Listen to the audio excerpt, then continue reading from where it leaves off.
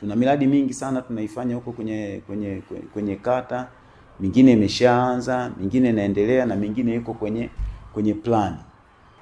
Halmashauri ya Jiji la Dodoma kwa mfano kwa mwaka huu wa fedha ambao unaisha, halmashauri yetu tuna bajeti ya bilioni kama 62. Lakini bajeti ambayo tunakwenda nayo mwaka unaokuja ni bilioni 72. Kwa hiyo utakuta kwamba kuna ongezeko kubwa sana. Lakini ili hayo yafanikiwe, maana yake ndio tunategemea tozo mbalimbali ambazo watu wanazitoa kupitia kwenye vyanzo mbalimbali, watu wafanya biashara kulipia leseni zao, kulipia hizo ushuru wa huduma, lakini kuna tozo hizi za watu ambao labda wanafanya biashara kwenye vibanda vya halmashauri. Kuna watu wanakaa kwenye nyumba za halmashauri, wanatakiwa walipe zile za biashara, hata zile ambazo ni za kuishi tu. Lakini kuna huduma zingine kama parking, usafi, kote huko kadiri ambavyo watu wanakuwa wanachangia, wanalipa, hizo ndizo ambazo zinakuja kwenye halmashauri na halmashauri zinarudisha kwa kufanya maendeleo.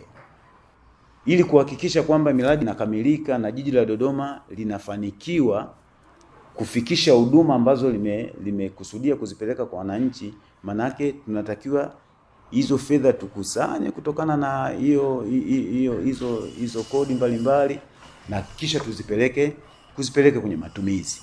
Kwa mwaka wa fedha unaokuja Jiji la Dodoma limeshatenga bilioni 7 ambazo hizi fedha zitaenda kutumika kumalizia miradi viporo yote kwenye kata zetu 41 ili kuhakikisha kwamba miradi ile inakamilika na inaanza kutoa huduma ambayo imekusudiwa kwa wananchi wetu.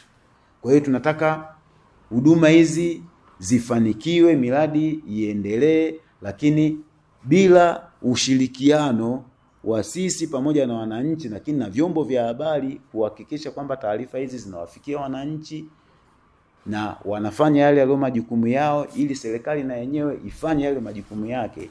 Bila kuwa na mahusiano hayo, maana yake hatutafanikiwa. Lakini tutafanikiwa kama tutaendelea kushirikiana na kufanya kazi hizi kwa pamoja.